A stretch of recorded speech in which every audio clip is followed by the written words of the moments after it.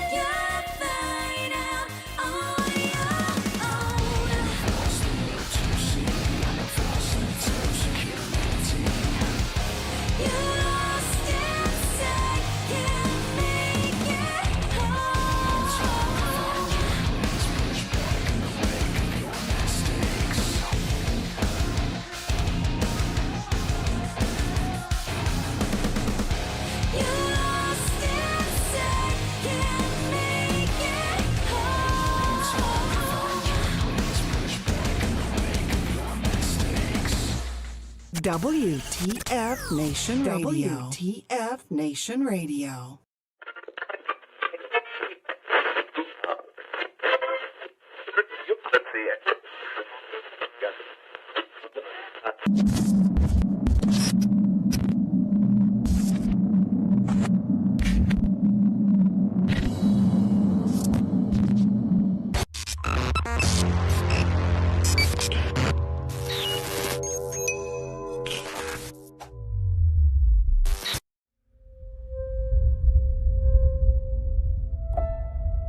A lot of people look at us as robots or just out doing a job, but everything we see and do affects us just like it does everybody else. A lot of problems with first responders and veterans is that now we're in a battlefield that's very different. I've lost more friends to suicide than I did in combat, and it really hurts. When you push the human envelope to those maximum extents, physically, psychologically, emotionally, and spiritually, and then you pull that plug, nothing prepares you for the silence. Nothing prepares you for that void. You can't come that close to death without it having some effect on you. I'll never forget my wife telling me, you know, you're not the same Brett that I married. What War Horses does is it puts you in that environment to, in essence, look in the mirror. But that mirror's that horse. And that horse is going to tell you where you're at. You got to relax. You got to calm down. You got to slow your mind down and just think about this one thing, controlling that horse. The first thing we do before we get on a horse, we breathe. Let go of everything. Let go of everything in your head. If I don't let go of everything, I cannot be present with the horse. It's magic. I just started crying. It was the first time in my life that I literally let everything go. Compassion, generosity, love, all of these things trickle back into what it is to be a human being. It's completely changed me. All the confidence I had lost, it started coming back working with these horses. They've given me my life back.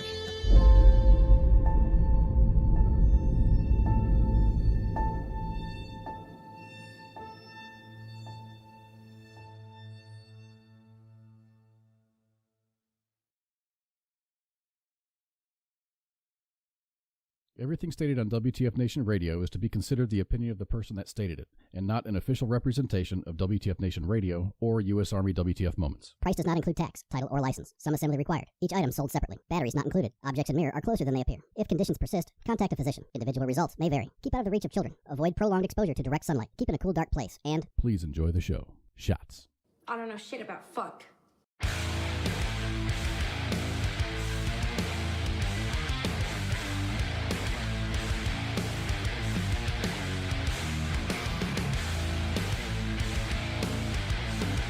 All right, let's get this party started. Woo! Hey, welcome everybody. Let me turn that down a different way. How about that? Hey, all right, there we go. That's the button. Thanks for the kind words, Murph. I appreciate it. He said this has become the highlight of my Fridays. I don't know if he's talking about the show or the War Horses spot. Anyway, welcome everybody to Friday Night Freedom. And here we are once again. Today's the 17th day of February 2023. My name is KOZ, and that's Pooky up there. Looking like he got hit by a truck, man. How's it going? It's all right. It's all right. Well, I really do appreciate you coming on. You can leave anytime you want, dude, because if it gets too much, man, you can bounce anytime. Pookie's feeling a little bit under the weather, so some feeling good vibes going his way would be much appreciated. I just hate to ask, how you been? Which is my normal introduction to Friday, and I feel like shit. Okay. That's just because you feel. I mean, I asked, you answered. That's the answer. Nothing wrong with that, man. I hope you're feeling better, man. I'll be all right. So we got some really, really exciting guests, and I hope Pookie's better for both of these shows. Actually, on the 21st, which is going to be on Tuesday for Pop Culture Warrior. Ashley Guttermouth, who is a comedian, a voice actor, and a military spouse, is going to be on with CQ, and whoever his roaming guest is going to be. Dude, she's funny. When I looked her up tonight, when I was typing up my little intro thing, I've seen her before.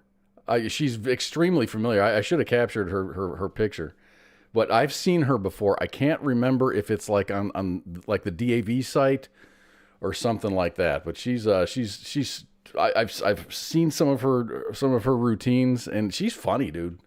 And she kind of brings the humor of the military to the comedic stage, and I can't wait to see her on Pop Culture Warrior this Tuesday. And next Friday, I'm very, very excited. We got Ryan Weaver is returning to the WTF Nation. He's a high energy country artist, former Black Hawk pilot, and Chief Warrant Officer 3 in the United States Army. I'm very honored to have him on our show, and that's going to be next Friday with Ryan Weaver. That's pretty awesome, dude.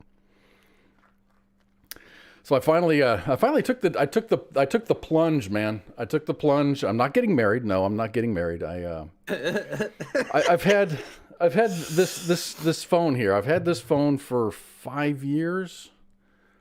I was going to get. I had planned on getting a phone for myself for Christmas because 5 years. I kind of need one. My battery's like from the time I wake up in the morning to the time I get to work, my phone goes from 100% charge, and it's usually down to about 70% by the time I get to work. It's just the capacity of the battery is just, the phone works great, but the battery doesn't last for shit. So I wanted to get a phone.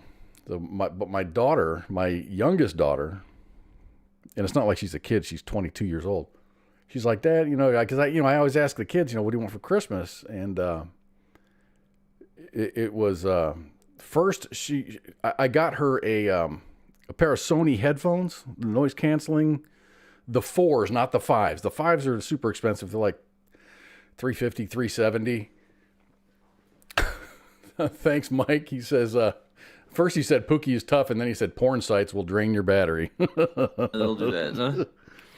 So I bought her the headphones, and then she answered the question of what do you want for Christmas with I need a new phone. So I'm asking her, I'm like, is your phone okay? Does it still work? She goes, yeah, it's fine, but it's time for a new one. And she has a 10X, and an Apple 10X, which is a lot newer than mine. So me and the ex-wife split the cost and got her the phone. So I kicked my new phone to the curb. I'm like, I'll just get it at some other time. So last week I pulled the trigger, and so I'm looking at the Samsungs, because I got a Samsung. So I was going to get the 23, the no thrills. It's the new one, but it's not the Ultra. And then it says, are you going to be trading in a phone? I was like, yeah. Clicked it. And they, of course, T-Mobile knows exactly what I've got. I put in, I had they had all the information, and they're like, we'll give you $800 for that phone. I said, shit. I think I paid $999 or something for it, and they're going to give me $800 for it. So I was like, all right. So I kind of upgraded to the 23 Ultra, which has got like a 5,000 milliamp hour battery and a camera on it where you can take a picture of the freaking stars, and it's it'll be cool. So I'll have this phone for probably 5 or 7 years. But it's hard, dude, because I ordered it last week and it just shipped today. It's not released until the 20th, is what the website says. But they are shipping them out early, so I'll have the phone by Monday. That's cool. It's funny, man, because I'm shipping it. It's one of those things where like, if you buy this phone, it's going to get shipped. They don't do ship to store anymore. T-Mobile doesn't since COVID hit. So they do. They'll ship it to the house. Well, that's fine, but it says a signature is required. Well, I live by myself. I'm not taking a day off of work to maybe have some guy stop by and drop off a phone. So I just didn't. They said the same thing with my computer, and the UPS guy was like, no, don't worry about it. Just walked off. I was like, you mean I waited here all day by the door to sign some paperwork, and you don't need it? You dumped a couple of grand on your front porch there. I guess that it makes sense. The porch pirates and stuff. That is a thing. Fortunately, I haven't had that issue. So anyway, I had it shipped to a FedEx store, so they can sign for it, and then I'll just go and pick it up after work. But it's because I thought that they were going to ship it FedEx, but they're not. So the UPS is going to deliver it to a FedEx store. Yeah, you don't do FedEx in my area. They're horrible. Are they pretty bad? Yeah, they like pick your stuff up and kick it and throw it around, and by the time you get your package, it's all mangled to hell and back. Oh, that sucks. That's horrible. So I had an interesting ride to work on, was it Tuesday morning? We had a storm. Everyone knew the storm was coming. Just, a big rain thunderstorm. And they said, it's going to be super windy. So I looked and I looked at the predictions of when it's going to hit my area. And so I planned my morning commute to leave right before it hit. Well, I missed the time by 5 minutes. So I got to ride the leading edge of the storm all the way into work on Tuesday. That was trippy, dude. I'm driving at like 60 miles an hour, headed west on Interstate 20, and the storm is moving at that speed.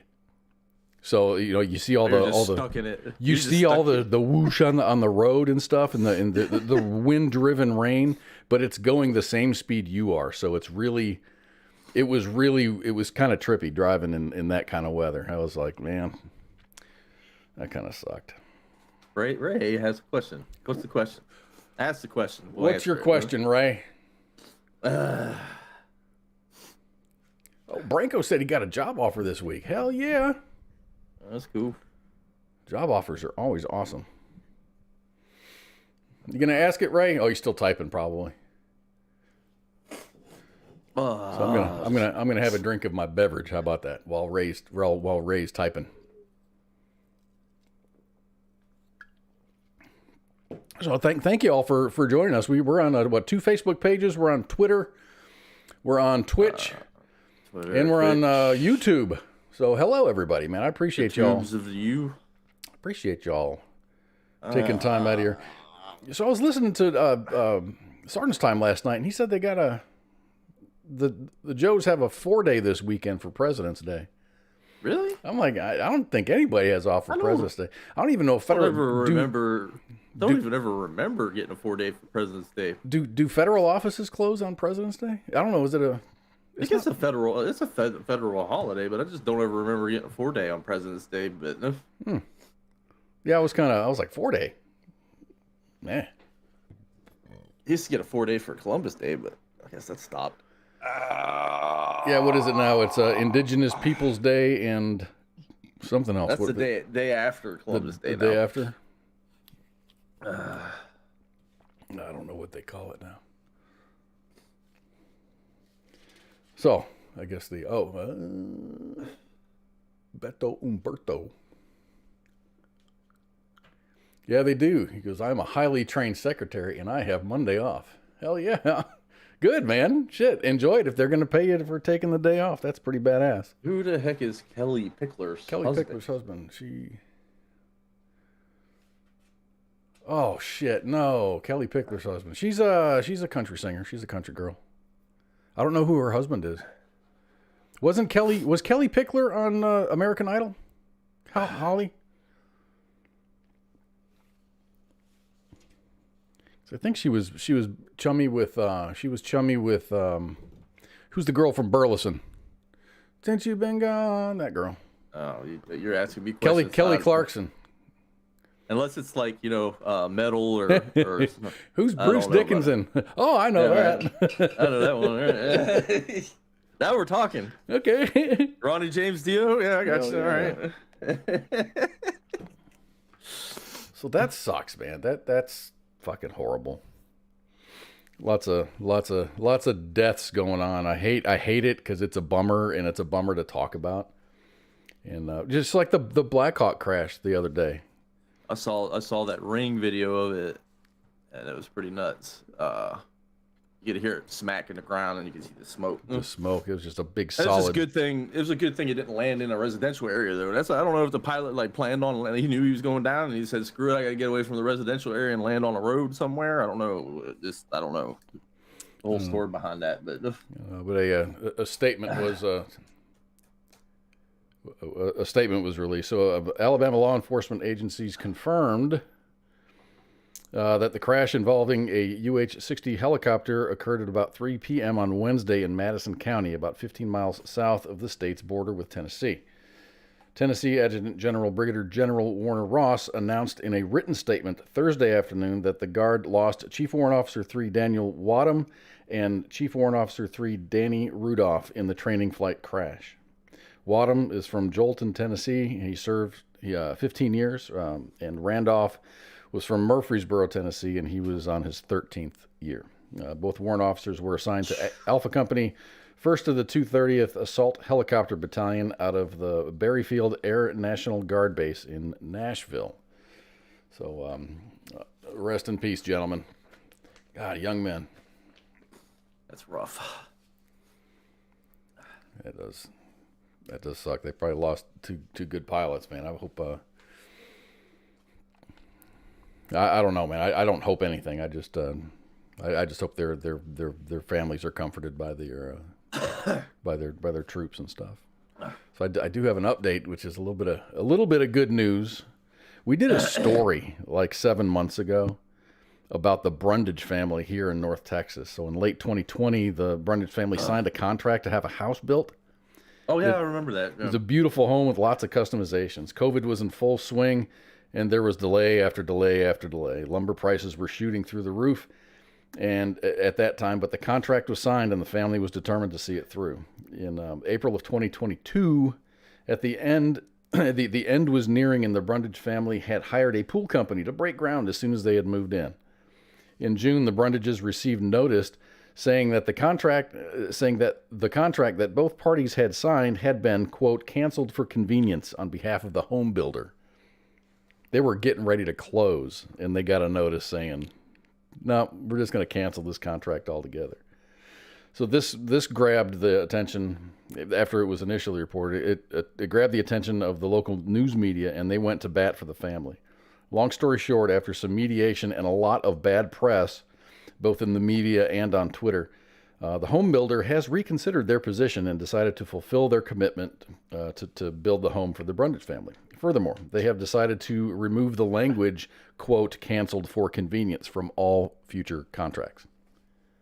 That's good. It is good. I'm glad that they got their house. So the family moved in late 2022, and they celebrated Christmas in their new house. So it was a lesson learned. Always read and understand the contract, and it is worth the time, and it's a very low cost to have an attorney go over any contract that you sign, whether you're buying a house, a car, or making a large commitment. Speaking of contracts, yeah. Have you seen that East Palestine shit where I guess there's a testing company going around saying we'll test your home, but there's a no harm clause attached to that test? Like if they're wrong? Yeah. But no, Norfolk Southern is attached to it. It's a private testing thing, but it's like if you sign this and get the free test, you're signing a no harm clause for. Meaning you can't turn around and sue them if something happens to you down the road. Holy shit! No, thank you. I saw that floating around on the Twitterverse the other day. It was like, holy shit, that's fucking shiesty as hell. But yeah, I mean, how many people are gonna actually read? Not read the fine print and sign it, and then that's just, I don't know. Yeah, I've got some East Palestine news, and we're gonna talk about that in a little bit. But first, here we go. Did Ray ever ask the question? He dropped the question. This is why do you buy smartphones from American companies that are produced in China? Shouldn't we buy American products made in America? Yes. Is there an American cell phone company that makes stuff in America? Well, Apple used to make shit in the United States until they, outsourced to China. And I don't know if you've seen like the weird setups that they got in the iPhone assembly plants there, where they've got like suicide nets out the windows and all kinds of crazy shit. Yeah, I heard that's about as fun a place to work as Amazon. Apple, meaning Apple in China. No, I saw it was like a Vice, but Vice isn't really good about covering things. But Vice is hit or miss. They're either way off the mark or they have some really engaging stuff. Really good. But they were asking this guy who was in China, who's working for Apple, and he said that he pretty much spent 12 hours at the facility just screwing one screw in and moving the phone down. Oh God! He was trying to pay to go to school, so that's what he was doing. And I was like, I couldn't imagine doing that for 12 hours straight, Yeah, especially like a repetitive job like that is that I couldn't do that. Fortunately for me, my job is different it's different every day. It's the same, but there's different issues that pop up. So it keeps my attention and it's exciting. So I don't know if I could do that repetitive Texas crap. Instruments. TI. Thermite. Yeah. TI closed a couple of their plants that are nearby here. I mean, they're real big in Austin and Dallas. I know that much, but I know that was one of the last big. Intel has opened a bunch of opening a bunch of facilities here in the States because the whole Taiwan thing. But Intel's big in Phoenix, Austin's just a humongous tech hub. That's why all their everything is so freaking expensive. Houses and everything is there. Tesla's there. A whole bunch of space-related companies are there. Have you driven by that Tesla plant? No? I have. It's massive. Holy shit! And then Elon Musk is talking about building like something like 150 or 300 some homes along the side there for his employees to live in while they work. There's plenty of room. There's a whole lot of nothing out there. It's off of I think it's a Highway 130. That's the highway that's a posted speed limit. It's 85. Dude, I drove by it, and it was like, you're driving 85 miles an hour, and you're looking, and it was like, what the hell is this thing? And my buddy's like, oh, that's a Tesla plant. It's the and you're literally, it's grid squares big. It's huge, yes. And it's white, and it's like half used, and he's already talking about upgrading that building. I thought he was talking about building one of them gigafactories out there for batteries and stuff like that. But he probably is. He might just expand that thing. But yeah, it's a beautiful. It's just I guess as beautiful as a building can be, but it's nice. It is nice. I bet it cost a pretty penny to build that. But yeah, all these the richest man in the world. All these high tech jobs are coming there, which is kind of driving the cost of things and stuff up. Just because these are highly compensated job positions and make a lot of money. For a while there, they were talking about building a high-speed rail system between Houston and Dallas, I think, so people could commute between the two big cities. I'm down for that. I am down for that. But the one thing I don't want to happen is cutting through people's land and stuff. Don't eminent domain people's farmland and shit. Because there's a whole lot of nothing between here and there, but I mean, people own that land. It's not state-owned. Build it up on a platform. You're good to go at that point. Huh? It might be cool, man. I think a high-speed rail down there would be. Then I would go to Houston. Ugh. Then I would go to Houston. If I don't have to drive. That's the only thing that keeps me from Houston is the traffic. It's just a nightmare. Houston is horrible. So China's big mad that we popped their balloon, huh? Well, stop flying shit over our country. So I couldn't find a good picture of Z. So I looked and looked, and this is the only one that I could find. So there we go. So China warned that it will retaliate against the United States over violations of its sovereignty, potentially escalating a lingering dispute. Just as top diplomats from both nations plan to attend a security conference in Germany. Did you know that Pentagon officials went to Taiwan? Yeah, I heard about something like that. It was like today or yesterday or something. Yeah, I briefly remember hearing something about that, but that's just got to be like sand in their crack, man. It's just. So the U.S. claims that the Chinese balloon was a part of a global surveillance system, and it added 6 Chinese companies. It said are linked to Beijing's espionage program to a blacklist last week. The balloon was destroyed just off the shore of Myrtle Beach, South Carolina, in glorious fashion. At a briefing on Wednesday, Foreign Ministry spokesman Wang Wenbin repeated Beijing's view that the Chinese balloon downed by the United States jet off the coast of South Carolina this month had inadvertently floated over the country after being blown off course. See, we heard that story and we were just like, well, whatever. No one believed it. No one. I didn't. If you watch the flight path, it conveniently avoids certain areas and goes straight up to Alaska and then comes right down to where our shit's at. I'm like, oops. So he criticized the Biden administration's decision to take it out, and he said that the move will have consequences. China contends that the United States, get this, violated the sovereignty of China by destroying the balloon. Isn't that awesome? We violated their sovereignty. Both Japan and Taiwan, which is a country, by the way, approximately 100 miles east of West Taiwan, otherwise known as China, said that they too would shoot down any balloon that invades their airspace. That would be cool. I mean, it's cool that Taiwan said that, but I think bad shit would happen to Taiwan if they went and shot down a balloon. Not so much Japan, but Taiwan definitely. They got that shitty neighbor thing going on. Yeah, we were just talking about like microchips and stuff like that. You know, this whole Taiwan thing kind of boils down to just microchips, right? No? Mm-hmm. It's freaking crazy. So, watching the news on this issue, it's really hard to decide what information coming from the White House and any of the alphabet agencies is true or even partially accurate.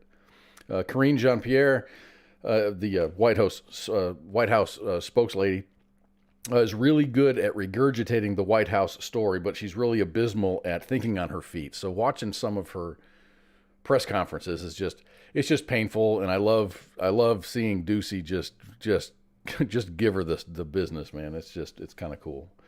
But it's better than circle back Saki. Yeah, circle back, yeah. So in a new statement reported by ABC News on Wednesday night, U.S. intelligence agencies tracked the Chinese spy balloon from the moment that it was launched in China and watched it as it may have been inadvertently blown into U.S. airspace. So they're doing the may have inadvertently drifted. So a U.S. official has confirmed all of this to ABC News. The latest revelation differs significantly from the previous narrative relayed by the White House and U.S. military officials over recent days, which has changed repeatedly since the balloon's existence became public when it was spotted over Montana on February 1st by a citizen. And that's the only reason we knew about it, is because a citizen saw it and filmed it and kind of put the message out. If a citizen hadn't seen it and said something, I don't think we'd have any idea that it was there. So what are we supposed to believe? The White House also said that there was no evidence that the subsequent UFOs or unidentified aerial phenomena were aliens. Are we supposed to believe that they're aliens now? Because, it seems like everything the White House says, it's like the opposite is true. I think Tim Kennedy put something out, too. He says, yeah, the White House says that it wasn't aliens, so I believe it was aliens. At this point, it's hard to believe anything coming out of this administration. President Biden said yesterday that 3 unmanned aerial objects shot down over the weekend by the United States military were, quote, most likely tied to private companies, recreation or research institutions, and were not connected to the massive Chinese surveillance balloon that was shot down on February 4th. As it turns out, the one shot down in Alaska was most likely a recreational or hobby balloon, costing the operators approximately $100. So a $400,000 Sidewinder missile to knock down. So we let the spy balloon fly over the first one, and then we get trigger happy and start just launching missiles at everything in the sky. We just start popping shit. So anyway, I started blasting. As of a couple of hours ago, the recovery effort of the Chinese balloon and its payload has concluded. All of the temporary flight restrictions and maritime restrictions have been lifted. All of the recovered parts have been sent to the FBI's investigation lab in Virginia. Hopefully we could learn something from it. I hope we do. I don't know if we'll ever find out what they learn. I hope they, publish a statement or something and put this thing to bed. I'm sure the shrimp boats will love the fact that they can go back to doing what they're supposed to be doing. There's going to be scavengers down there that are just going to... it's only in like 47 feet of water. So they're going to be some recreational divers down there just going, okay, what did they miss? The whole Myrtle Beach is kind of like shallow up into a certain point. Like, people don't realize... We don't really get big waves or anything like that, but it's pretty shallow. It drops off pretty quick coming off the coast. Yeah. You go in, but it's shallow the whole way out. Like, maybe max 45, 50 feet up until, what's that shelf or whatever it is, it drops down. And what I was wanting to happen is for them to say, not only did we recover the payload from the Chinese spy balloon, we found like 2 German U-boats. I know there's a bunch of U-boats down there, like sunken U-boats. All kinds of crazy stuff down there. There's a map. We went to some maritime museum. I was doing some work at MCAS New River, and we had a day off, and we went to some maritime museum, and they have a map of all of the U-boat wreckage all along the coast, and there's a lot of them, dude. Lots of German boats. So you mentioned earlier about the train derailment, which was freaking horrible, dude. That was nasty. So on February 4th, that thing's out now. It's not burning anymore. So on February 4th, a train derailed in East Palestine, Ohio. 50 cars were involved in the derailment. 10 of them were carrying hazardous material. So I've been practicing because all these chemicals and stuff have weird names, really long, complicated names. Ethylene glycol monobutyl ether. was in one of the cars. It's an ingredient used in paints. It's a liquid that is less dense than water, so it floats on water. Ethyl hexyl acrylate, which is is for the production of resins for pressure-sensitive adhesives, latexes, paints, textiles, and leather finishes. It too is less dense than water and will float, and it's not soluble in water at all. So it doesn't go away. It's just there. Isobutylene, used in the production of various polymers. It boils at 19.5 degrees Fahrenheit, and it turns into a vapor that is highly flammable, and it's heavier than air. So it'll situate itself around the ground level. Butyl acrylate, which is used in the production of resins for pressure-sensitive adhesives, latex and paints as well. And it's less dense than water. And the big nasty is the vinyl chloride. Vinyl chloride is used to make PVC pipes and other plastics. Vinyl chloride is a nasty, nasty chemical. All the chemicals are nasty, but vinyl chloride is by far the nastiest. 5 of the 10 cars contained vinyl chloride. The vapor is highly flammable, and it's heavier than air. Exposure, and especially overexposure to vinyl chloride, can lead to permanent liver injury. There's such a list of bad stuff that happens to your body. These are just the highlights. Liver injury, liver cancer, brain and lung cancer, neurologic and behavioral symptoms, and changes to the skin and bones of the hand and your human DNA. Vinyl chloride boils at a temperature of 7.8 degrees. And it turns into a vapor. This train derailment has effectively ruined East Palestine for years to come. Thousands of people were displaced, and many still haven't returned even after the all clear had been given. The EPA showed up. They called it a controlled burn, and they lit all that shit on fire. And I think, looking at it, it's probably, rather than have it explode, they just caught it on fire. And that was probably the best thing. I don't know. Got questions to ask about that, though. So on the 14th, Valentine's Day, the White House statement said that they are closely monitoring the situation. That's it. That's all that they said. I don't even think they offered it like thoughts and prayers. They just said that they're closely monitoring the situation. They did mention the EPA was continually taking air and water samples, but that was pretty much it. They didn't really go into detail. These statements were also echoed by the governor's office in Ohio. So, the White House said it, the governor said it. So, of course, when they say it, the newspapers just kind of regurgitate all that stuff. So, that's interesting to me because there's several videos still online from regular citizens showing their dead or dying pets, dead farm animals, mostly chickens. And lots of videos of dead fish in the river and streams. State Senator J.D. Vance actually went out and he shot a video with Forbes. And he was scraping the creek bed with a stick. And immediately the water appeared to be, it was like clear water. He would scrape the soil or the creek bed. And then it would all of a sudden turn to like a big rainbow. Like the metal or the chemicals had like settled to the bottom. The crazy part about this is people aren't realizing, like, East Palestine's like this small little town right off the border of Pennsylvania, close to Pittsburgh. 5,000 people. That's it. If that, yeah. But the Ohio River Basin is so massive that it like covers an area of like I don't even know where to begin with it. Like where I grew up, there was little creeks that attached to the Ohio River Basin. Now that's were they tributaries or did they flow from the Ohio River Basin? They flew from they flowed from their own little like springs and stuff like that, and they attached to the Ohio River. Mm-hmm. So I mean that stuff's not gonna go upstream magically. Well, the fallout from the burning will go upstream, but the stuff that's gonna go downstream, that's all gonna wind up in Mississippi.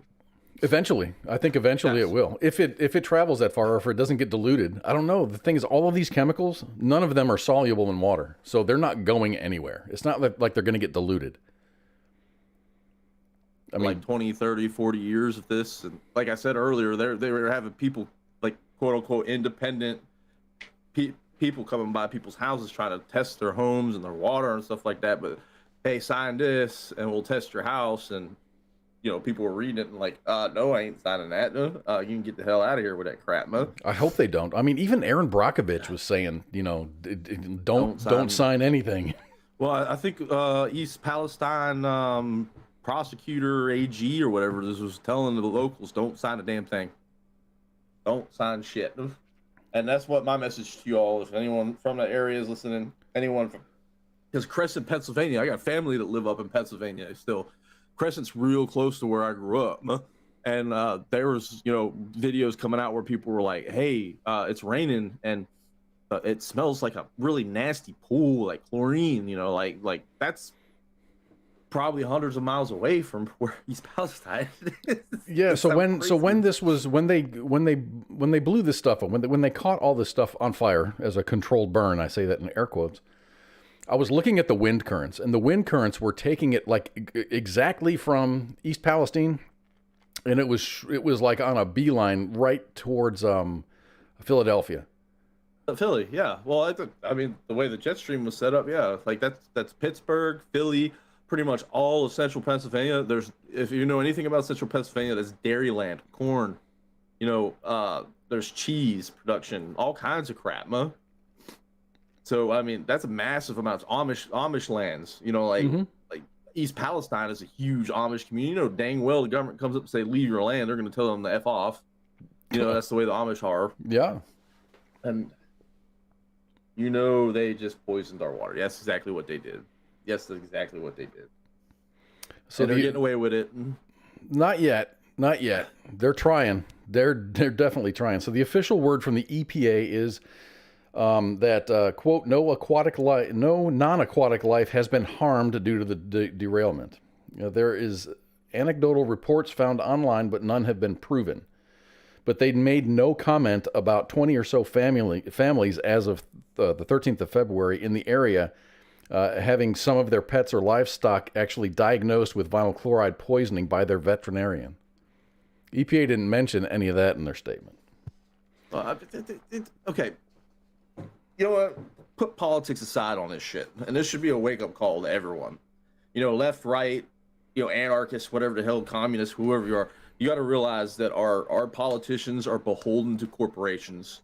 And they're going to say whatever to the bottom dollar of these corporations because they lobby and they get their money. Like fucking DeWine or whatever his name is. He came out and warned people, you need to get out, you're all going to die. And then he came out, don't worry about it. Huh? You know what happened? Hush money came down. His story changed really, really quick. He started doing the right thing, and then all of a sudden he just flipped his script 180 degrees. Because Ohio, Norfolk Southern in that area, like I know a lot about the Norfolk Southern kind of because it used to be Conrail until Norfolk Southern bought it out. No? Okay. But that killed my entire town when I was growing up as a kid because there was a Conrail repair shop where they would repair cars, engines, stuff like that. Norfolk Southern bought the rail line out and shut the only industry in my area down and killed my town. That kills people, yeah. Yes, killed my town. My town went from like a population of almost pushing 80,000 people to I think 25,000 people still living there, and squalor. The houses are falling apart. It's like Allendale. But the same thing happened all across the Appalachian, where you know the coal mines get shut down. Like, oh, we got to get away from the coal. We don't need to be burning coal. You know, now you just put. What are you gonna do? Learn to code. Learn to code. Yeah, learn to code. Yeah, it's just. I don't know, but our politicians are owned by these corporations, and it's just sad that they pretty much nuked an entire town to open a railway so they could keep moving transport. So speaking of Transportation Secretary Pete Buttigieg shifted the blame for the train derailment to the Trump administration. That was like the first thing that he said, because the Department of Transportation withdrew a rule requiring automatic brakes on trains containing certain chemicals. Automatic brakes or lack of automatic braking has absolutely nothing to do with this derailment. While the NTSB is still ongoing and will take weeks to complete, Preliminary indications suggest a mechanical issue on one of the train car axles is to blame for the wreck. And because the NTSB says, this is very preliminary, and days after this incident, they're like, this is what we know so far. They're like, more information will come. This information might change, but this is what we found so far. And they said that they had video evidence of this happening. So there is video. I saw the video of sparks coming from underneath one of the rail cars 20 miles before the derailment. Did you see that video? Oh yeah, I saw it was like a security camera over a parking lot, but the train was going in the background, and dude, underneath one of these cars, there was nothing but sparks, and it looked like fire. I don't know if it was fire, but I think Norfolk Southern has a lot to answer for regarding this catastrophe. So according to Markets Insider, the publication, Norfolk Southern has lost more than $5 billion in market value since the accident. So in the last 2.5 weeks, they've lost $5 billion in value. I'm not seeing any reason whatsoever to be confident in our political leadership right now. Just the way that things have been shuffled around, said, unsaid, changed. It's just to have the White House out there and not even say thoughts and prayers to the families and this, that, and the other. It's just, they're like, meh. I think the NTSB and the EPA's, Buttigieg is he's out of his depth. They hired him. I'm gonna hate to say it. Well, he was a presidential candidate. They promised him a cushy cabinet position. Yeah, it was a diversity cook. Like, you just get out of here. We'll give you a cush job. He knows nothing about transportation, and the first thing he does is he starts pointing the finger and blaming. And that's a textbook example of a bad leader. That's exactly the textbook example of a bad leader, because like shit hits the fan, you start immediately with excuses, point finger at everyone. Yeah. Instead of like, hey, we need to get this shit fixed. Get on it. Huh? I mean, I'm not saying it's Pete's fault. It's not Mayor Pete's fault. But he's handling this. He's not handling this very well at all. It's just about as bad as the balloon thing, because we were sitting around waiting for weeks. What the hell's going on with the balloon? And it's dead silence. Let it traverse, halfway across the damn United States. Then they blew it up. Like there's not enough. I mean, the media was hush hush about the whole train derailment and the explosion and stuff like that. They were super quiet about it. That one, what was it, Newsmax reporter got arrested because he was reporting at the damn town hall and shit. I don't understand what the hell's going on. So I did look at that. I don't know why he was arrested. Maybe he was becoming belligerent. I haven't seen it or nothing like that, but I did read that he's not in jail anymore and all charges have been dismissed and dropped or whatever against that guy. Well, but it doesn't matter. What's done is done. I think it was a National Guard general or some shit that started with him, like trying to get him to shut up. I mean, he was doing a live broadcast on the thing. No shit. Yep. Why would you do that? I mean, whatever happened to freedom of the press? I don't care if someone is jacked up; they need to be called out on it. Those citizens there, especially the citizens in that area, they deserve answers. And anybody who's downstream from this thing that happened, they deserve answers. Anyone upstream from the smoke cloud, and anyone downstream from the dang watershed right now, there's give it about 20, 30 years. We're gonna start seeing shit. So back in the day, there was a and this was a 3M lawsuit regarding all of the cancer clusters that happened in 3M when they were coating pans with Teflon and the chemicals that were used in it. And kind of the same thing, like bones becoming brittle, skin lesions, cancers. DuPont, all these chemical DuPont. I said 3M. Yeah. I meant to say DuPont. I didn't mean to say 3M. 3M's the earplug company. Oh, well. They make good fiber optics, though. I'll give them that. Huh? Yeah. and that's another company that's based in Austin. They got a huge 3M plant in Austin. Massive. Mom's here. What's up, Mom? You know, Mom in our news chat at the radio station said that down in Cincinnati, the Ohio River, they're actually closing off the water intakes down there to prevent. Yeah, they're gonna have to. Because I don't know if you know how like the water systems work up in like Appalachia, Pennsylvania. I don't. I really don't. I know it's a massive open. It's open reservoirs, so they'll take like areas in the like on the hollers, whatever you call them, and they'll build a wall, and then they'll step it down, so it's open. So when the rain falls down and the snow melts, it all funnels into that. Okay. So when you have a cloud of toxic smoke turning into acid rain falling into it's gonna pollute all the waterways at that point, huh? People's tap water is going to start looking green and funky.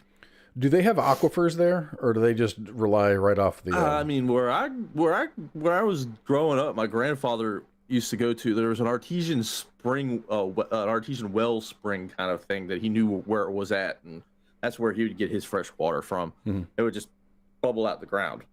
There's wells, not wells, streams that come out the side of the mountains. If you know where you're at, there's just water, clean water you can drink out of. But other than that, I mean, most of the water, the tap water, is coming from these open reservoirs that are completely exposed to the air at that point. Huh? Yeah. And there's, you know, a lot of folks up there that do live off the land. They do have farms, or they just live up in the mountains, and they're kind of, I don't want to say off the grid, but they're about as close to off the grid as you can get. That may not have had any forewarning, or they're just, I mean, I just feel bad for these people because, you know, what's going to happen? 20 years down the road, a class action lawsuit's going to come down. The lawyer is going to make 50% of the money from the class action lawsuit, and then everyone's going to get a freaking $25 check by the time it's done. Kind of like that whole 3M earplug. You mentioned a 3M earplug. Yeah. It's just like, that didn't help me none. You still fucked my ears up. Yeah. Or even like the data breaches, like AT&T, the class action lawsuits from AT&T, and then you end up getting a check at the end of, you know, the $2. Yeah, $2-3. Get a $2. I got one from Experian or whatever it is, the freaking credit report. It was $5.80. I was like, you spent more money mailing me this goddamn check. Huh? And then all the paperwork, they have to print, you know, all of the stuff and mail it to you. But the lawyer made off like a bandit. Oh, hell yeah. I'll give him that. Even that, you know, when I didn't bring charges, I took my case to court as far as that collection agency wanting money from me for my apartment. When I talked about that, I beat that dog to death. But, you know, the settlement was $3,000. I saw $0. I didn't push for it, but it was a $3,000 settlement. And they ended up, you know, just paying the lawyers. I'm not getting anything. I don't want anything. I just want them to leave me alone. And it happened too, because like 2 days later, I went and checked my my credit report, and those bad entries have been removed.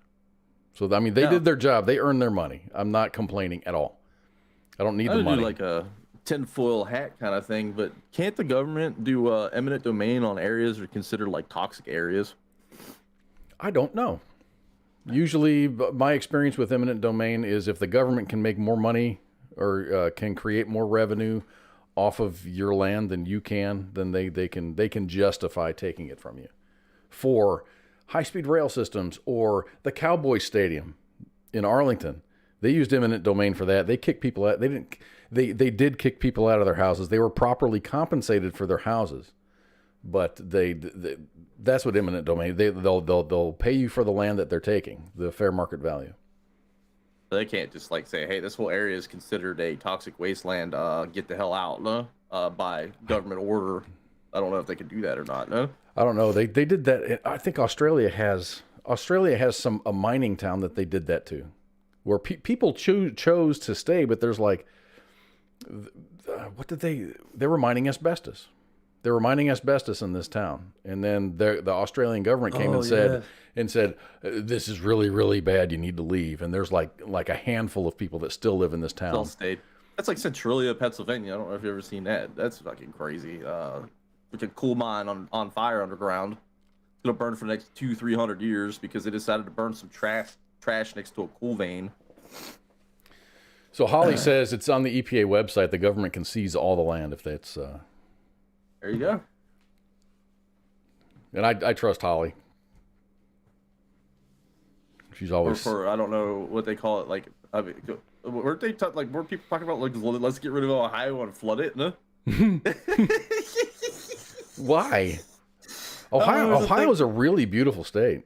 As soon as you get away from Akron and Columbus and Cleveland and Toledo, get into the country in Ohio, and it's very, very pretty.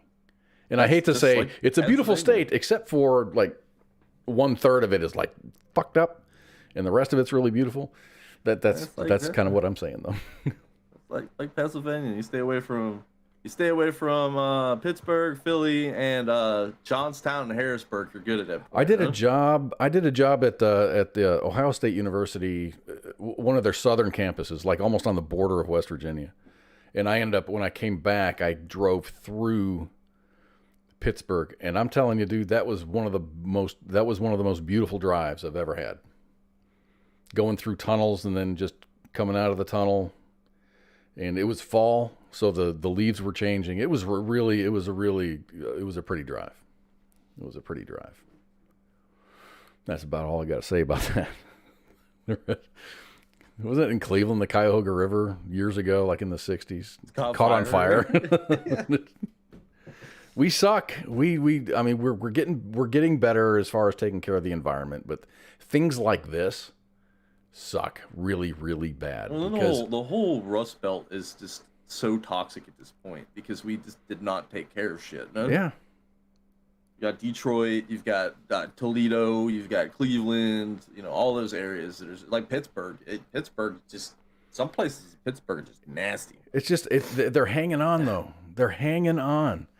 And I don't know if it's a generational thing that's just like, my family, we were born here, we ain't leaving. I'm like, well, fuck, dude, there's no jobs. It's not the steel, city that it used to be. They don't do that shit no more. The little town I grew up in Wisconsin had Miro there, aluminum company. They made, all the aluminum cookware and stuff like that. They made cranes. Manitowoc Crane Company was there. All that stuff's gone, but people still move there, and families, kids that I went to school with still live there. They went to college and then they just came back, and they're sitting in this town that hasn't really grown. It's like 30,000 people or so. That's like half my family. Right back to Pennsylvania after they done escaped it. Like I was debating on moving back to Pennsylvania because you buy a house for $25,000. Mm-hmm. Like, okay, cool, a nice house. Because there ain't no jobs up that way. Yeah, so nothing's very expensive. Yeah, everything's cheap. But no, I'm glad I didn't. I'll stick to the South. All right, let's take a break. Let's take a break. It's about a minute to the top of the hour. We're going to take a very short break, and when we come back, we're going to talk about some different things. We're going to be done talking about the poisoning half of the damn United States. So we're going to be back in just a couple of minutes. Hang tight, and we'll be right back. Let me turn this up so people can hear things. All right, we'll be back in just a little bit. WTF Nation Radio. WTF Nation Radio.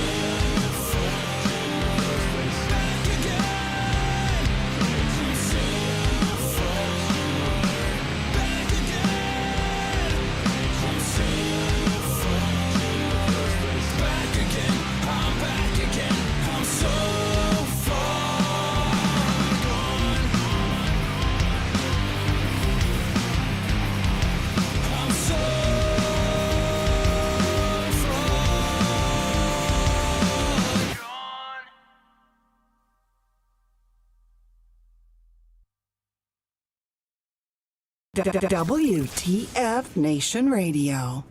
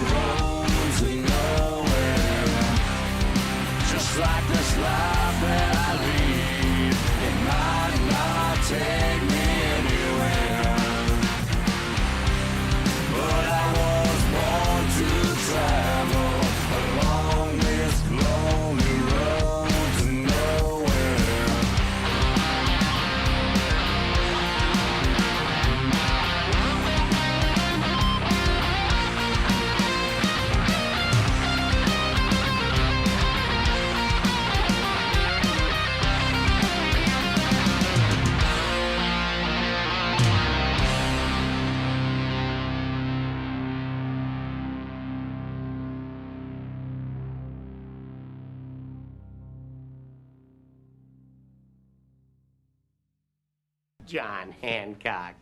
It's Herbie Hancock. Yeah.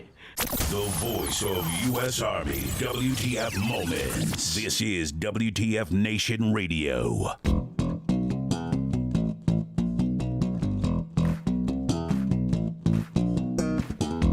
And we're back for part 2 of Friday Night Freedom.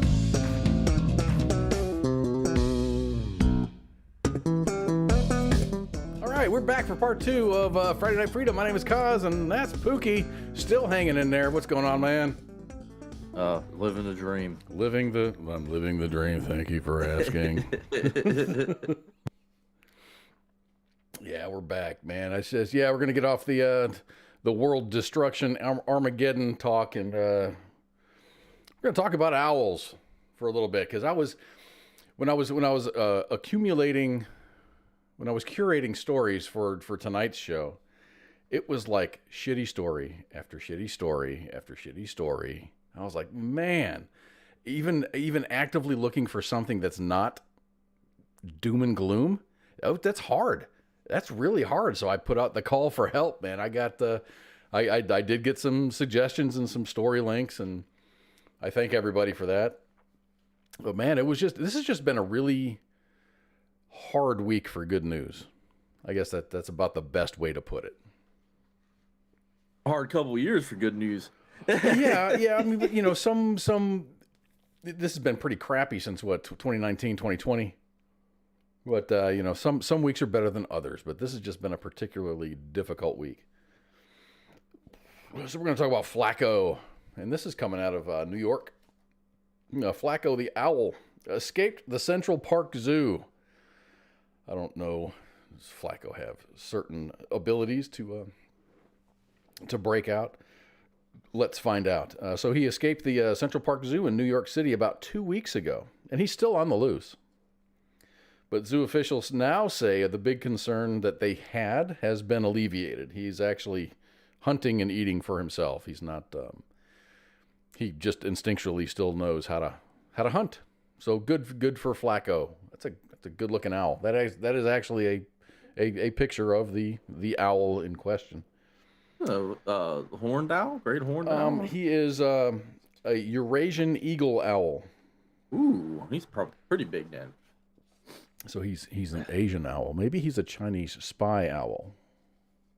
Oh no! Don't tell Biden that. He'll bring in the F-22 to shoot it down. The $400,000 missile. Bam! We got the owl. Woo! They were worried that the owl wasn't going to be able to find food because he's used to captivity. He's used to being fed things and stuff.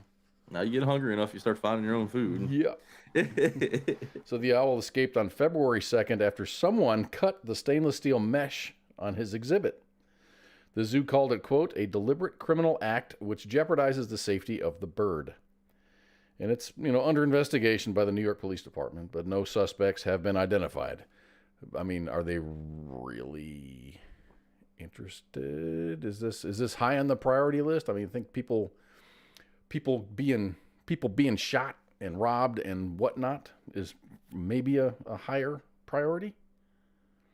I guess this is a thing, though, letting animals out of the zoo here in Dallas. Oh yeah, the monkey. The monkeys. Exactly, man. Here in Dallas, we had a dude named Devon Irvin. He actually stole 2 Tamarian monkeys from their enclosure. These are those Fu Manchu looking monkeys. They're cool looking monkeys, man. He got busted, and the monkeys were returned to the zoo. But when he was arraigned, he told the judge that he loves animals and that he would definitely do it again if he had the opportunity. He was honest about it. I'll give him that, huh? Yeah, I'll give him that. I mean, monkeys freak me out. Yeah, why? Why? Because they're too similar to humans? No. Do you know about the Florida monkeys? The herpy monkeys? Like herpes? Like you're not supposed to fuck them. You're not supposed to fuck them. They carry their own version of like herpes for the specific species. But if they bite you, it'll kill you within like 24 hours. What? Yeah, I'm looking this shit up. Not there's now. A whole place. There's a whole place in Florida called Silver Springs that they have an island of these monkeys that they're just constantly like. If you're out there on the river, you got to stay away from that island because they will try to jump on your boat and steal your shit. No? Wow. Yes. No, I had not heard about that. Maybe we can do a segment on it next week or right before we talk to Ryan Weaver. Or maybe we can. No, I said stay away from. You ever watch Outbreak? Come on, man. Yeah, but that was like a rhesus monkey from freaking Africa or some shit like that. I think these are rhesus monkeys. I gotta look them up now. Damn. I don't remember. So they bite you and you die because there's no. No, they got the Florida. They got the monkey herpes, and yeah, you stay away from them. That's crazy. They are. I can't remember what species they are. I think they are rhesus monkeys. I remember going down to Busch Gardens in Florida when I was at Fort Gordon going to school. We'd have a long weekend or whatever, and me and a couple of the guys I was going to school with would go down to Florida. That's where we went to Myrtle Beach once, and then we went down to Busch Gardens and whatnot down there. And I remember feeding a monkey ice cubes through the fence. That was cool. Nope, not for you, huh? Nope. Or the ones down in Silver Springs are the Reese's, and they are aggressive as hell. They will attack you. Dang, that sucks. Well, they're probably pissed off from being in captivity and shit. Well, they haven't really been they're on the island. They're just pissed off because they can't make a boat and get off. Because I think the original thing was like they were filming like one of the what's it called, Tarzan movies back in like the 20s or 30s or something like that, huh? And they let these monkeys loose so they could, but they had no way of getting them back. So they just been chilling and reproducing and doing what monkeys do. No. Shit. No, I hadn't heard that story. I'm definitely going to read up on it. Maybe we can talk about it next week. So there was a kind of another tragic story. On my quest to find happy stories, I find all these shitty stories. But some out-of-towners were visiting Niagara Falls on Monday when police received several calls around 12:30 p.m. about a woman and a boy having fallen off the gorge, into the gorge. When I heard that, I'm just like, you can't fall off. You have to, that has to be an effort. An effort has to be made in order for you to fall off. It does. The authorities actually said on the onset that it didn't appear to be an accident. The pair plummeted about 90 feet. The woman was found dead at the scene while life-saving measures were taken for the child, who was rushed to a local hospital with a head injury. An investigation is ongoing. So if you're having, and I have to say this, if you're having thoughts of suicide, please call 988 on your phone right now. Calling 988 will get you to the National Suicide Hotline, and you'll be able to talk to a trained individual that can either help you directly or offer resources that you can use. Her husband was there. If you read the story, it's a little bit convoluted, and I couldn't really navigate it very well. But she just grabbed her boy and then off the cliff she went. And her husband was either there or in the area too. So I don't know. Maybe she just fucking had enough and just decided to yeet her and her boy off the fucking cliff. I don't get it. Along the same lines, though, we got John Fetterman. Senator John Fetterman's chief of staff announced yesterday that the senator had checked himself into Walter Reed National Military Medical Center to receive treatment for clinical depression. On Monday, John was evaluated by the attending physician at the United States Congress yesterday, and the doctor recommended inpatient care at Walter Reed. Senator Fetterman concurred, and he agreed, and he is receiving treatment on a voluntary basis. Fetterman is a freshman senator who was elected in November. He ran against Oz. So you have these two candidates, and they were kind of equally bad, but Fetterman came out on top. He suffered a stroke, and the conditions of his stroke and the effects of his stroke were not made public until after the debates and right before the election, so people didn't really have a chance to digest all the news and the information that was coming out. Dude's got this goiter on the back of his neck. It's just massive. You might recognize him. If you don't recognize him right now, you picture him in a hoodie. That's kind of usually what he wears. And I get it, dude. He's got kind of makes it hard to wear like a nice shirt and a tie and stuff when you can't. So I'll give him props for going to get seeking mental health. I think it's badass. I think it's But part of me thinks he's milking the system, but whatever. That's just my opinion. But props for him to go seek mental help, because if you feeling a certain way, go get help. You think he's gaming the system?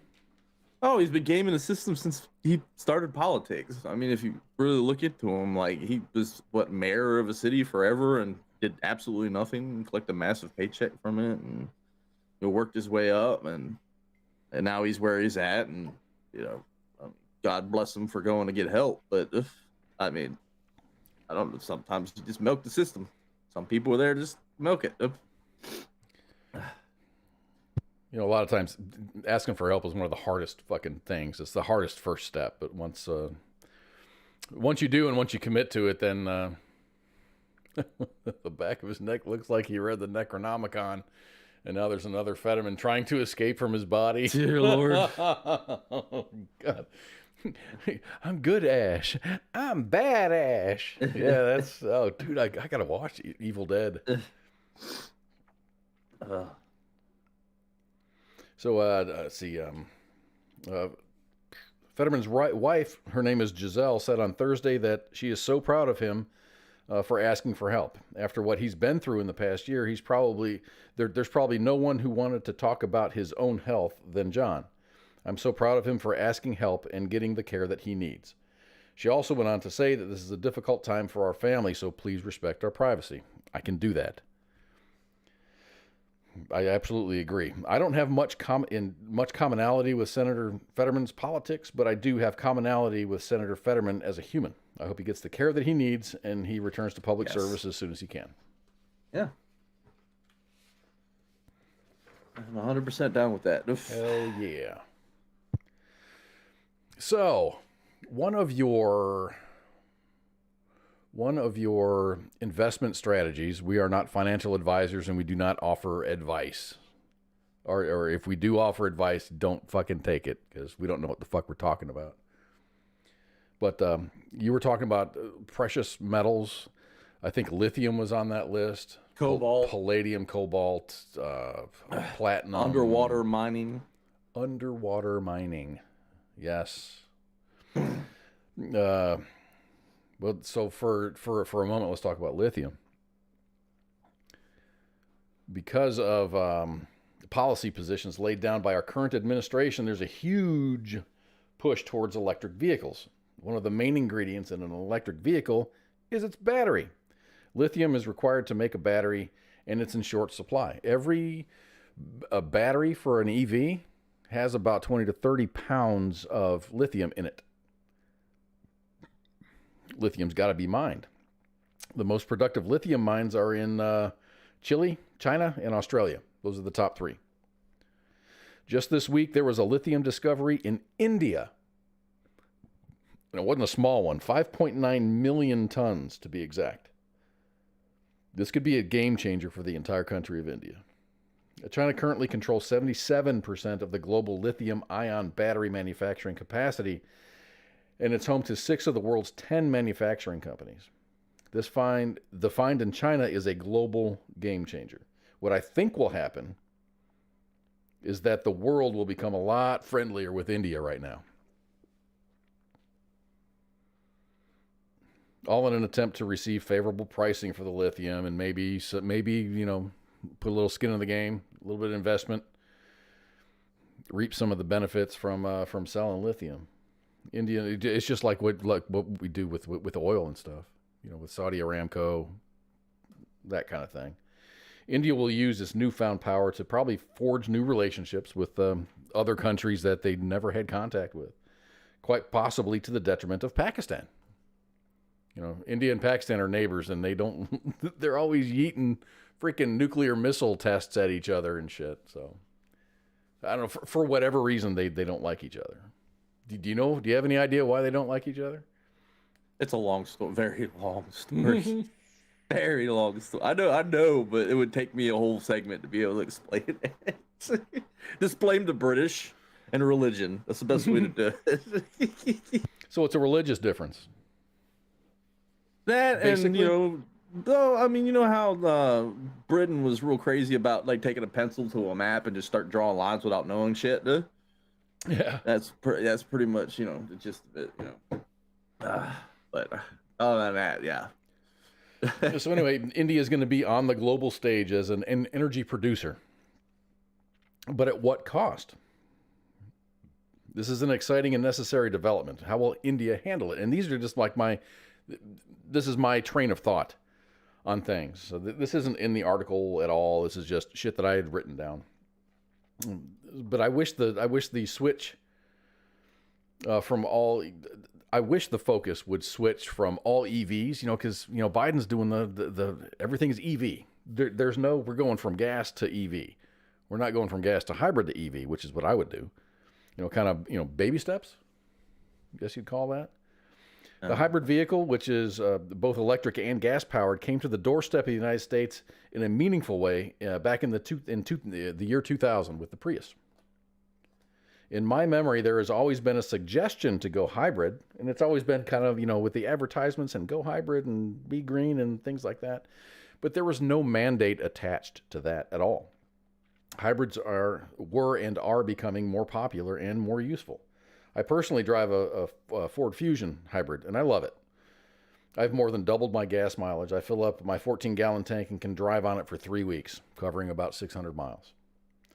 Biden gets elected, and because of this Green New Deal thing and his agreements with all the other people that he got support from, he has to support them. And they don't want anything gasoline. Anything fossil fuels is bad, super bad. It's only half bad. I mean, I've doubled my gas mileage, so I guess it's half bad. It's not all the way bad.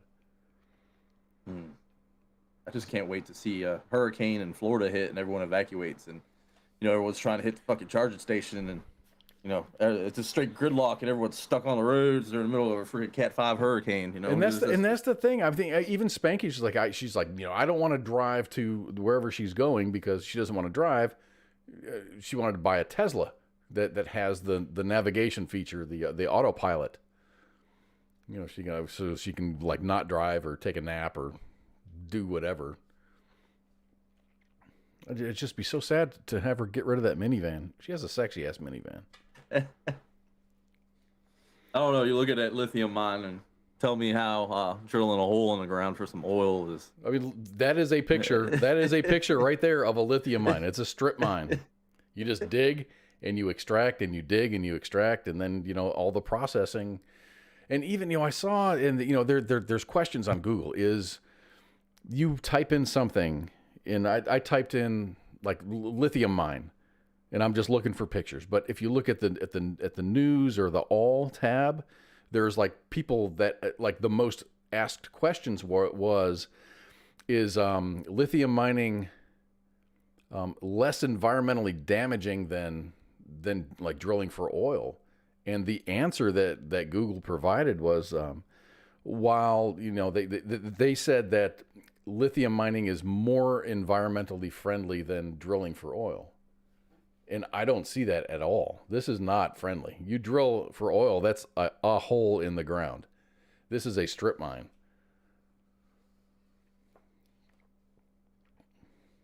Anyway, Biden gets elected, and because of the Green New Deal, he chose to bypass anything hybrid, and he went straight to EV. There's states right now, I think California is one of them, Washington State, Oregon, have pledged to refuse to sell any gas-operated vehicles altogether by like 2030. That's like right around the corner. Yeah, it's 7 years away, but it's right around the corner. They stopped selling gas-powered lawnmowers and generators and shit out in California, from what I understand. What? Yeah. And they're bad on like grills and shit too. And they're talking about getting rid of gas stoves and shit. I don't know. You'll eat the bugs. Yeah. Gas stoves are bad, but a train derailment releasing vinyl chloride into the atmosphere and into the water, that's no big deal. EPA just says where's Greta? My question is, where's Greta at this? Like, oh, you have destroyed these people's lives. How dare you? How dare you? AOC, where's she at? I watched a comedy special. Jim Jeffries. Have you seen his comedy special? Oh Oh my gosh. It's his comedy. Since I watched one, now I'm getting suggestions for a bunch of his other things. But apparently this was his latest one. It was in 2022, early 22. And he says, when Greta Thunberg came out, he's like, he would say something, but people would say to him, "How are you attacking a child?" And he's like, "That bitch is 19 years old right now. She's an adult." And then he fucking tore off on her. But yeah, I think she's 20 years old now. Still riding around in a boat, or does she have a private jet now? She probably has a private jet, but I don't know if that's public information or not. So anyway, I think it was a huge mistake for the administration to jump from gasoline straight to EVs, man. They ought to just do hybrids. Hybrids are good, but I've seen so many videos of people that are just, like dead on the side of the road because their shit ran out of charge, or they're charging it with some, gas-powered generator, some two-stroke engine. So back to, about what Spanky was doing, but you can buy a Tesla and it's awesome. It's probably pretty awesome. It's cool. It's got all the new gadgets and stuff, but you're going to drive 250, 270 miles and then you got to charge it again. And you got to outfit your house to have, the throughput, I guess, to charge it. I guess you can charge it on regular standard voltage, but if you don't have a dedicated 220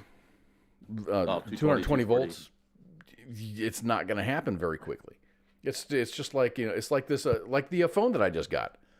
I need at least a 15-watt charger to do fast charging on it. I think I've got like a 3 watts or 5 watts for this S9.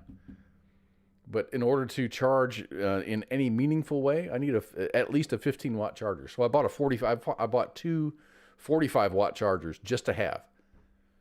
And then I bought two 15-watt wireless chargers just so I can charge my freaking phone. That's actually, that's exactly correct, Silver Bullet. You can charge it at 120 volts, but it takes about 8 hours for a full charge. You do it on 220, it's half the time.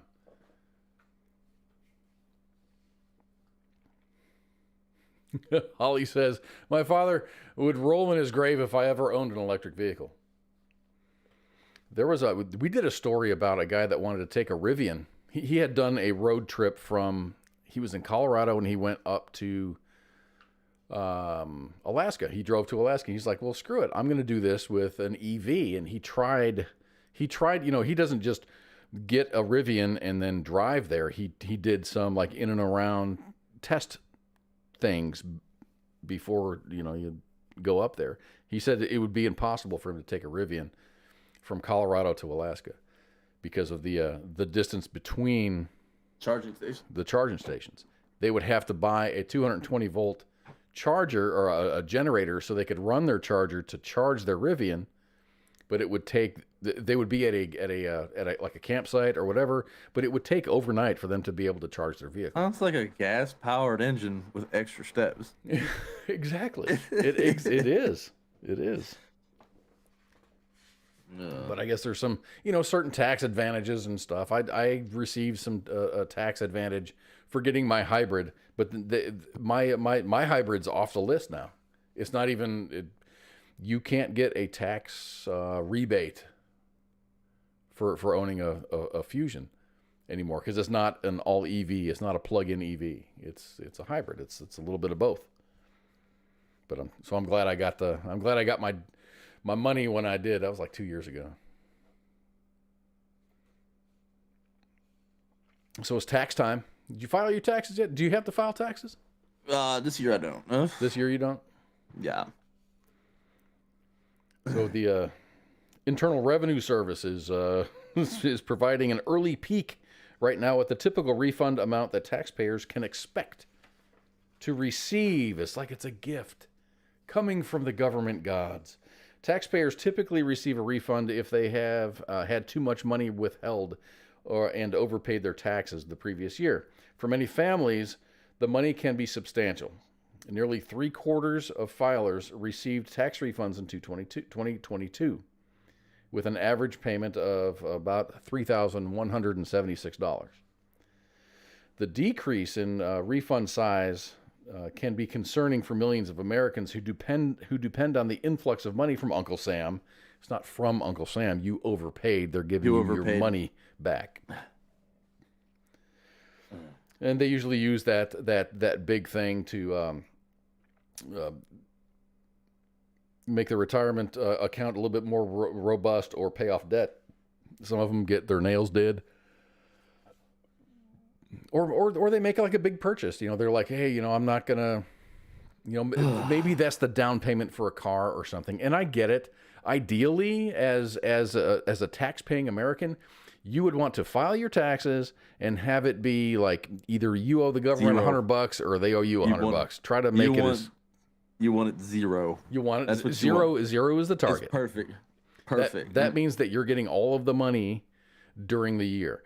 I did a poll on Twitter asking, like, which would you rather get, $10,000 tax return from the government or owe the government $100? And it was like split, like down. Like, I guess a lot of people don't realize that it's not money that you're receiving. This is money that you've overpaid. Yeah. I'd rather owe the government $100 and I'm good at that point. If you're living paycheck to paycheck, but then you celebrate a $2,000, $3,000 tax return at the end of the year, that means that you could be putting more money in your pocket throughout the year, so you're not living paycheck to paycheck.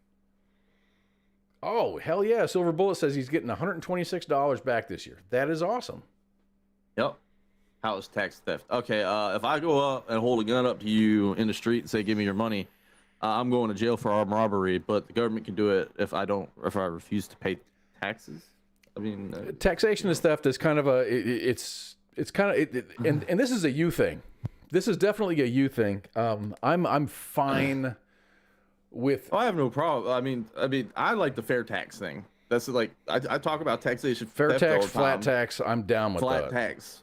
Get rid of the income tax. No one needs to be paying 30+% of their damn income in taxes every month. It's ridiculous. So Mike says people can't save money; they spend it as fast as they get it, that's true. That is 100% true. Yeah, and that's kind of like you get these little stimulus checks from the freaking government, the COVID whatever stimulus checks. That wasn't a gift; that was your money. They're giving it back to you. That wasn't a gift. They're not this benevolent, being above us going, oh, I'm going to throw some crumbs down here. No, dude, this is your money that was given back to you. But then it gets spent on not living because you've been laid off or whatever. It's, they're buying TVs, new cell phones, maybe making a down payment on a new car. Things that, I don't want to say don't matter. They're not important. They're not as important. Tax season, Rich. I see some people get freaking crazy when they get their tax returns. Like, oh, and within a month they're broke as shit again, back to where they were for the next year. When you could have set that aside and held on to it. And you take it, if you're getting $10,000 a year back from the government, 5 years of you holding on to your freaking tax returns and throwing it on a savings account, you got a down payment for a house. Just saying. Yeah. Unless you're a veteran, you can go and get a VA loan, and if you have any disability, a rated disability, you don't have to. Maybe it's 20% or above. You don't have to pay for PMI. So that's a good thing. Being in the military does have benefits that pay dividends later on in life. And I'm not saying it's good to be disabled, but if you have a disability rating, it pays dividends as well later on down the line. I think above 50 or 60%. I mean, you don't have to pay like property taxes here in Texas. And I think other states are up to like $500,000. I think. Yeah, up to a certain limit. That's how it is in Florida. You don't have to pay taxes up to $500,000. That's cool. Disabled. Handy. I prefer handy capable. Okay, handy capable people. You know, I got a bunch of. I work with mostly veterans in my lab, and it's pretty cool because you know a lot of those guys are disabled veterans, but they don't. You know, we have all these disabled parking spots and whatnot, but they don't freaking park there. They're just like, that's bullshit. Unless it's raining, they will park in the handicap spot and then walk in. We haven't talked about Rocket Man, have we? Oh, I haven't really heard much about him. Holy shit. Yeah, we mentioned him last week. He was out for several weeks, 20 weeks, 30 weeks. And he was just like, where the fuck is Kim? And then he showed up at a parade for something in North Korea. So the North Korean dictatorship is obsessively secretive. So the sudden appearance of the ruling dynasty's daughter is clearly a message. He had sex with somebody. I'm impressed. A female, obviously, he procreated. But what it means is a mystery. No one knows why he kind of brought her out on the international stage. Almost nothing He's grooming her to be the next leader. Well, he's got a sister. He's got this crazy ass sister. Oh, I saw his sister. Yeah, crazy. Yeah, she got crazy eyes, man. So almost nothing is known about Kim Ju-ae, J-U and then A-E, including her birth date. No one knows what it is. But South Korea's intelligence services estimates that she's about 10 or 11 years old. She first appeared in November, hand in hand with Dad, as he inspected the Hwasong-17 missile. And she was also by his side when they launched the missile. In North Korean media, she is referred to as the precious daughter or the beloved daughter. It was a former basketball star, Dennis Rodman, who leaked her name after visiting the North Korean leader, a man that he calls his friend. He dropped her name, like either on purpose or by accident or whatever. So now one South Korean news outlet, quoting anonymous officials from the north of the world's most heavily militarized border, says that North Korean parents with girls called Ju-ae have been ordered to change their daughter's name. And it's illegal to name your kid Ju-ae. So in Korea they have like Kim. So it'll be like Kim Ju-ae. So he is Kim Jong-il or Kim Il-sung. You know, this Kim is the surname, and then so you would be Pookie would be your name, and then John Robert. So Pookie John Robert. I am kind of like the way they do it in Japan. They address last name first and then first name last. Yeah. I'd be, KOZ, Michael David. Yeah, I got you. No, that's okay. Yeah.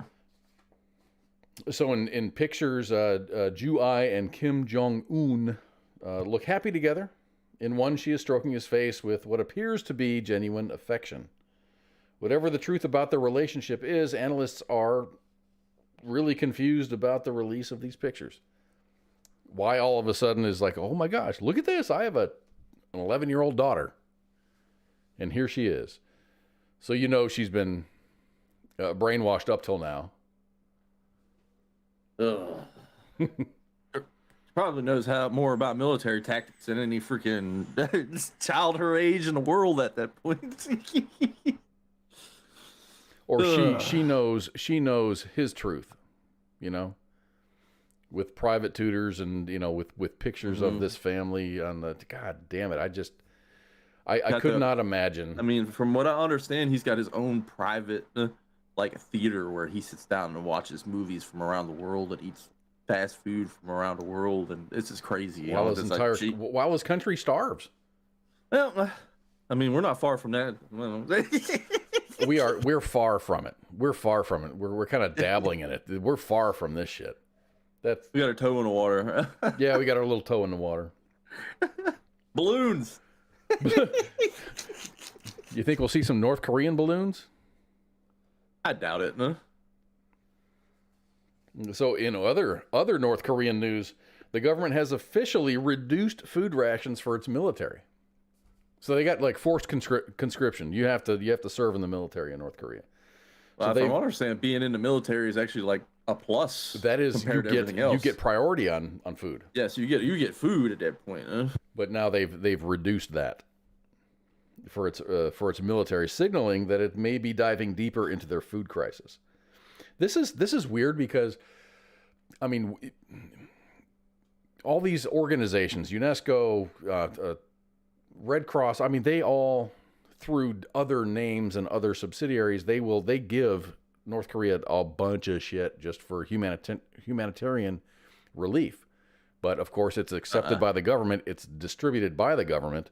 Nope, should not do that. And then, you're just enabling that insanity by giving them food at that point. It's kind of like trickle down economics, but they get most of it first. And then whatever's left over, they just here you go. You got a cow. You use it to work your farm. You work it till it dies, and then the beef is given to the military, and you might get like a small hunk of the tongue or something like that for your family. Right. Yeah, it's crazy. But I mean, think about it. Look. I don't know how old that picture of that soldier is, but I mean, you could go up against an actual fighting force with soldiers like that. No? That's the problem with the North Korean military. They're so malnourished. This is the first time that it's happened in 20 years, that this food reduction, this ration reduction, the North Korean military eats like shit, and now it's getting worse. They had a North Korean soldier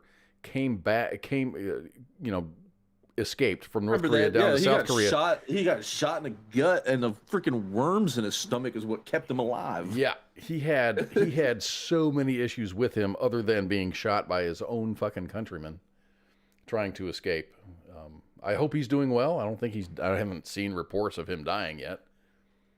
Send them MREs. Couldn't imagine living in such a weird bubble your whole life, and then getting released from the bubble into like the real world. And that's the problem. Let's just say we liberated, like tomorrow, we liberated North Korea. Kim Jong-un, and then they wouldn't know how to act because they've been doing this for generations. I think they're 3 or 4 generations deep in a dictatorship. I think it was the 40s. So it's yeah.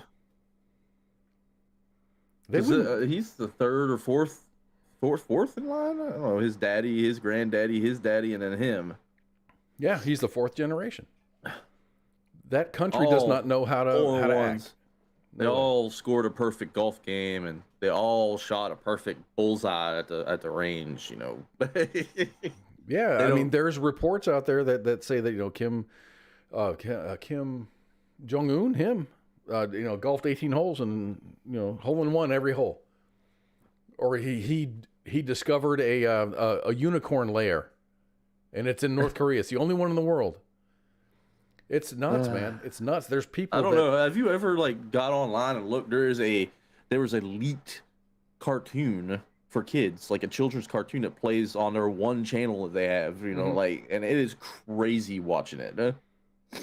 Like they translated and everything. It is nuts. Like this is what they feed their people, like propaganda wise, and they believe this shit. No? There are people that are hired. I mean, this is their job, is to make sure the pigeons don't shit on the statues of Kim Il Sung, or people sitting there and harvesting grass cutting the grass, but putting it in bags so they could take it home to eat it. Shit, that's fucking nuts, dude. According to North Korea, girl that escaped, North Korean civilians are on a quota of their poop every month to be used for fertilizer. If they don't shit enough that month, they get punished. No way. I don't. That is crazy. That is batshit crazy. But I don't disbelieve it. There's so much crazy shit. That's like Mao's, like, what was it, Leap Forward or whatever he did, or Great Awakening or whatever, where he said, let's kill all the birds because they're eating the grain and insects. Like, millions of people died from starvation because of central planning like this. Because, I'm smarter than everyone. I know how to do this shit. Huh? That's fucking and people want this shit. No? They don't. I mean, they don't have the wherewithal to revolt. They don't have weapons. They can't. They don't have a Second Amendment. They can't possess firearms for any reason at all. Not even to hunt. It's just you whatever you do goes to the government, and we give you what we think you need. That is the end game. And damn it, dude, it sucks.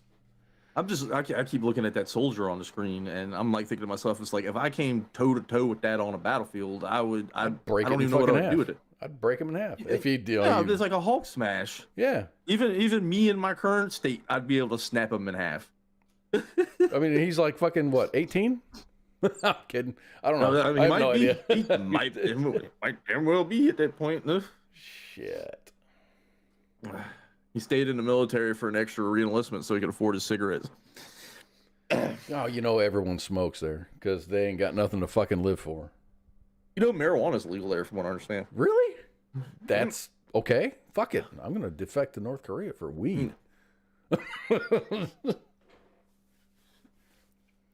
No weapons in most Asian countries, unless you've got a butcher cleaver, and you can go to town in China. Everything's a weapon, dude. If you're fucking, if the situation is dire enough, I'll pick up a fucking stapler and beat your ass until I can't anymore. And not you, but I mean. Oh yeah, that Korean girl came to the States. She's a big advocate for the Second Amendment. Yeah, I mean. You ever think, like in our lifetime, the Koreas will unite? I doubt open border. I don't think so. I think they're so brainwashed at this point. I hate to say it. They're so far gone at that point that it would take a century for them to actually stabilize. There is so much freedom in the South, in South Korea. I mean, wouldn't say that. Look at a map. And it's just, lights on, and you look at North Korea, it's dark. There ain't shit. There's Pyongyang, and that's it. There's nothing.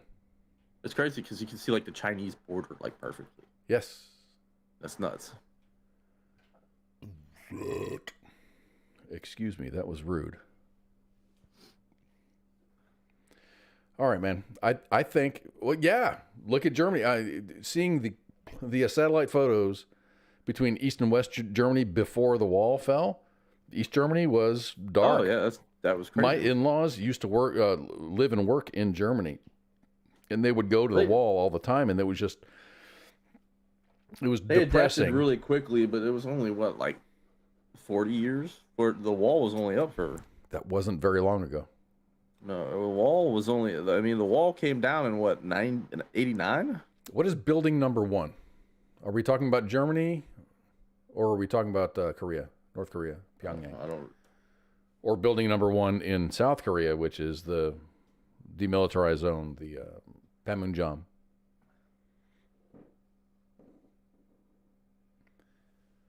I don't know. But Pookie, you're looking good, but I know that you're headed downhill. So I think we're gonna. Oh yeah. We're gonna drink soup. Actually, do you have anyone in your house that can do a quick grocery run?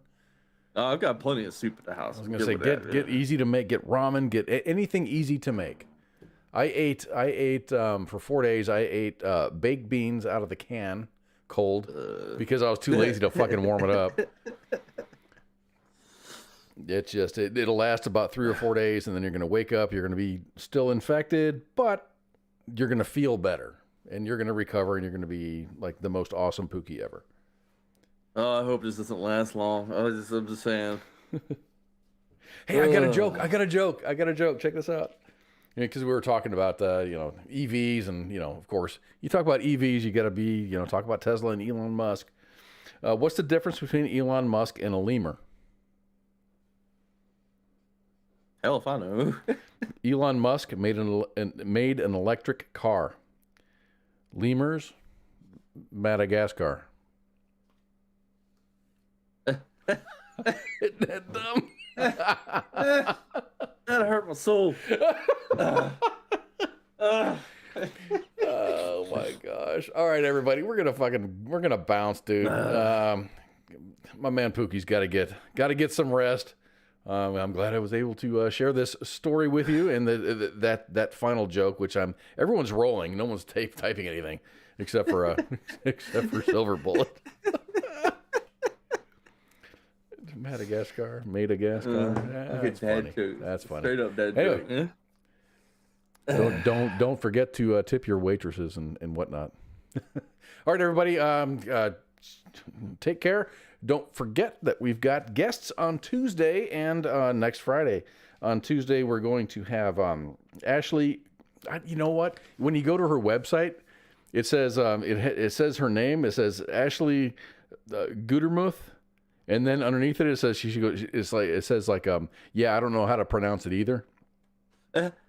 So I have no idea how to pronounce it, but I think we're going to find out on Tuesday. She's a comedian and voice actor, and she's also a military spouse, and she's funny as fuck. So we're going to enjoy that. And then Ryan Weaver's going to be coming back to the WTF Nation on Friday. He's a high energy country artist, a former Black Hawk pilot and CW3 in the United States Army. We're going to be very honored to have Ryan Weaver on the show next Friday. So I hope you guys come back and see those shows. But don't forget that we have shows 5 nights a week. Monday's the Monday edition. Oh, where's our lineup? Where's the lineup? Here it is. I'm going to do this because Ice does it this way. So I thought it was kind of pretty cool. So on Mondays, we have the Monday edition. On Tuesdays, we have Pop Culture Warrior. On Wednesdays, we have The Smoke Pit, which is a new show. It's really, really awesome. They had a guest this last weekend. The Extra Duty podcast guys were there. They had this great conversation, a 2-hour-long conversation, like from front to back. It was really freaking awesome. Then on Thursday, we have Sergeant's Time. Friday, we're back here for Friday Night Freedom. And then Sundays, we have a Sunday show called The Sports Bar. And it's all things sports. Lately, it's been football and things like that. But now that the Super Bowl is over, I think that King Smith and Coach are going to be talking about other things. So come and join us on any of these days. And I guess we're gonna see y'all later, man. What do you got to say, Pookie? You got any words of wisdom? Yeah. Don't drink, drive. Don't kick your dog. Don't beat your spouse, and don't fly American Airlines. And taxation's theft, like always. And have a great, safe weekend and all that. No. All right, everybody. Have a great night, and we'll see you next week. And definitely going to see you on Sunday for the Sports Bar. We're out. Bye.